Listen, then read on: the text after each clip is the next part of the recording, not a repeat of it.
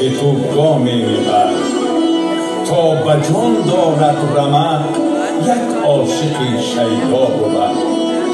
دشمنت 100 عصر نتوانیست مغلوبت کند تا قیامت پیش خلق و خالق او رسوا بود.